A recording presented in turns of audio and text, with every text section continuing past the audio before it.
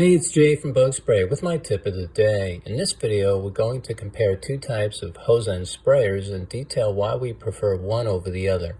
In general, we recommend using a hose end sprayer for most all outside applications since it enables you to deliver a lot of product quickly with little effort. This saves time and gets the chemical properly distributed. The number one failure when doing pest control outside is not using enough product or enough water to get proper coverage. So how do these sprayers differ? The sprayer on the left requires nothing but concentrate inside. On top of the sprayer is a dial so you can adjust the mixture and set the rate. To use the sprayer, you remove the tank, add concentrate, and dial in the setting. So if you need to use 1 ounce of concentrate per gallon of water, you would dial it to the number 2. For this spray, the number 2 represents 2 tablespoons, which is 1 ounce.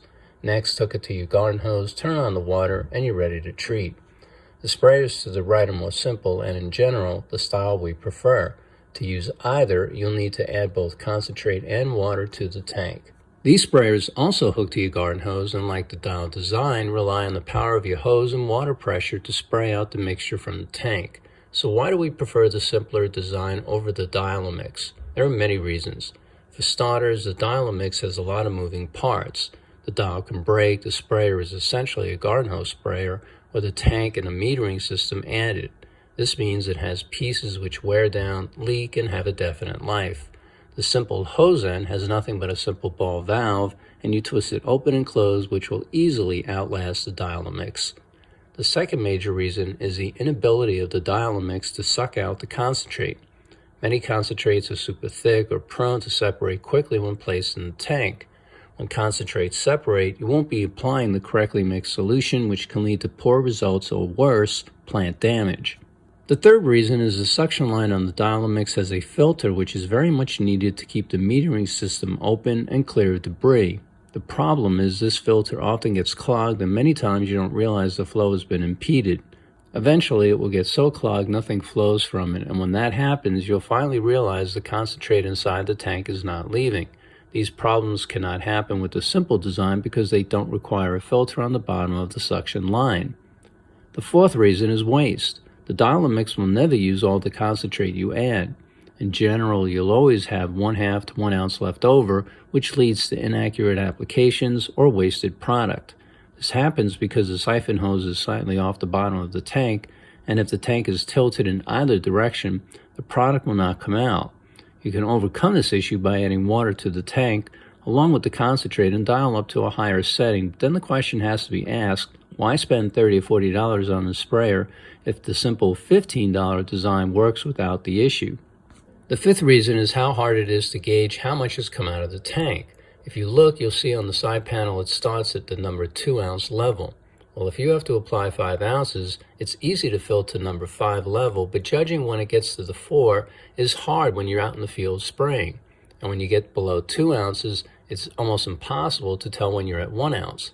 For this reason, we recommend adding 1 ounce of water to the tank and then marking the bottom section where you see it inside so you have a point of reference when using the sprayer afield. Conversely, using either of the other two sprayers with 5 ounces of concentrate allows you to decide how much water you want to spray. For example, if it's been very dry, adding 5 ounces of chemical needed to treat a given area and then adding water to the 10-gallon line means it will take 10 gallons of water to pump it empty. But if using more water to distribute the chemical will help the treatment, this design allows you to do so easily. In this case, adding water to the top means it would take 20 gallons of water to treat the same area with the same 5 ounces. Remember, water is your messenger, and the message it's delivering is the chemical.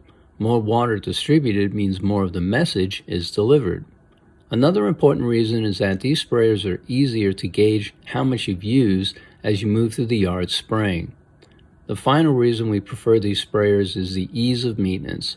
In general, all you have to do is add a little bit of water to the tank when done spraying, reattach the tank to the sprayer, and spray it empty.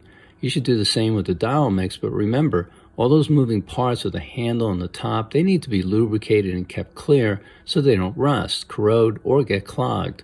None of these concerns apply to the simple design.